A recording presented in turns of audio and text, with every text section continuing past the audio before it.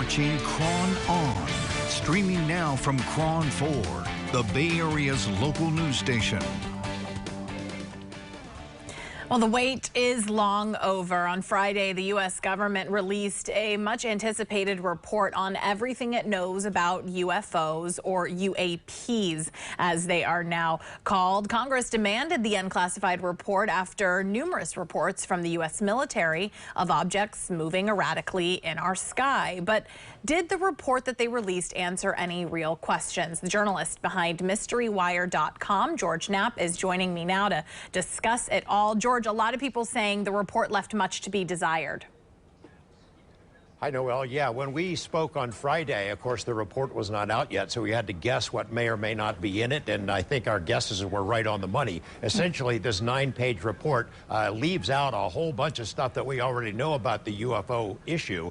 Things like Roswell and Area 51 and alleged abductions and all kinds of dozens of reports that have been reported over the years in the public arena. What this report does is basically two things. One, it says UFOs, UAPs, are real physical objects, and two, they're not ours. But it leaves open a lot of options. For example, is it foreign technology? They said, we don't have any evidence to prove that, but we'll leave it on the table. Is it secret American technology? We can't prove that either, but we'll leave that option open. There were 144 cases that were analyzed from 2004 through the present time, 2021. Of those 144 cases, 143 remain unidentified. More than half of those, 80 of the cases, were detected on multiple sensor systems. That means they're not clouds, they're not birds, these are physical objects. Some of them behave in ways that are more advanced than any technology that we know to exist.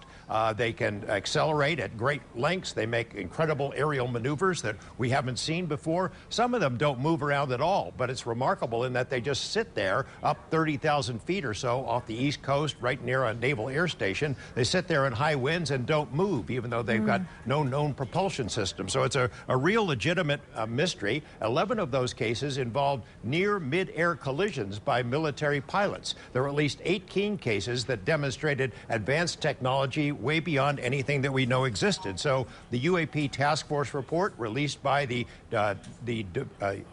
National Intelligence Director made some recommendations that we need to standardize procedures. We need to collect this information. We probably need to put some money into this process if we're going to ever understand what these things are.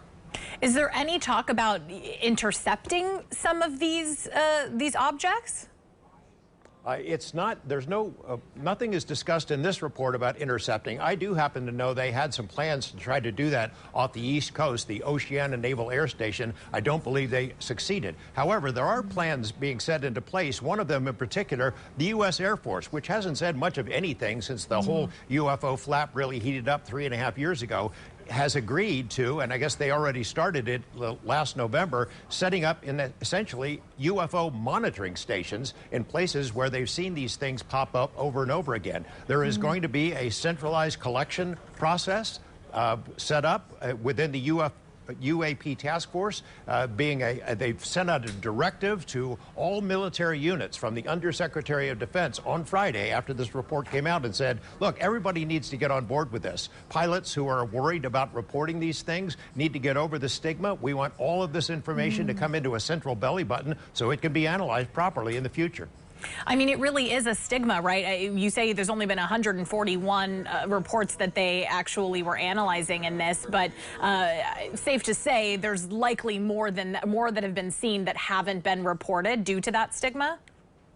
Oh my gosh, yes. I mean, I know personally of pilots who were flying in these areas where they were seeing them almost every day during 2014 and 2015, and they would just kind of look the other way because they felt it was a career killer to report something like this. So they're making it directly known to these pilots, aviators, and others that there's not going to be any consequences for reporting it. In fact, it's expected. So it's kind of an exciting time. I know a lot of people are disappointed about what it was not included in this report, but it represents a real shift in attitude on the part of the military. No more swamp gas, no more weather balloons type debunking explanations. They really want to get to the bottom of it. Well, you know, for you, being someone who has followed this so closely, what kind of main questions do you have left? I'm sure there's many.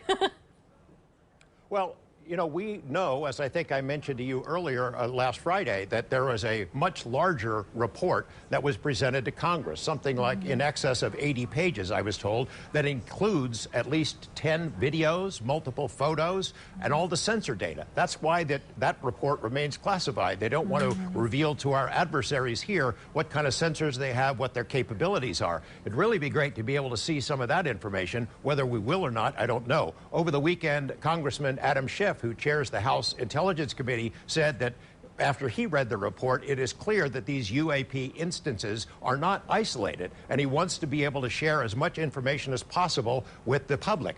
Senator Harry Reid, the former Senate Majority Leader, said he wants to see a permanent program funded and created, perhaps within NASA. Former Senator Bill Nelson, who's now the head of NASA, said he has read this report. He was impressed by it, and he said, not coincidentally, that he does not believe we are alone in the universe. And then Senator Marco Rubio commented over the weekend, we need to get a grip on this and figure out this mystery. He says this is just the first step in a long journey to try to figure out what these things are.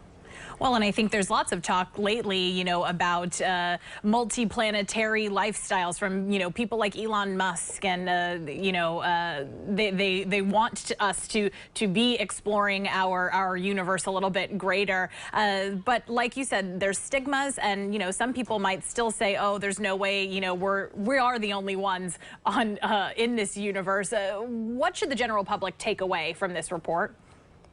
Well, that there has been a shift in the attitude of the U.S. military. The Pentagon has debunked all this for a long time. Since 1969, when Project Blue Book ended, they've been saying this is not a matter of national security. We don't see any benefit in studying this further. Forget about it, everyone, move on. Well, behind the scenes, the Pentagon for decades has confided in other departments that it is real, that these things are not fictitious, that they're physical objects, they're craft. We don't know where they're from, and we should find out. Now, instead of having one narrative behind the scenes and telling the public something else, they're saying we need to get on board on this. It's finally time to figure it out. That's a major shift in attitude from what we've seen for the last 74 years. I feel like we might be getting into this a little late, but better late than never, right? Yeah, I'm encouraged. I mean, you know, there's a lot that was not included in this report, obviously, but for this change to be made, for them to say we need to put some money into it and figure it out, that's a major shift, and it's very encouraging. George, thank you so much for all your insight. Appreciate it. Thanks, Noel.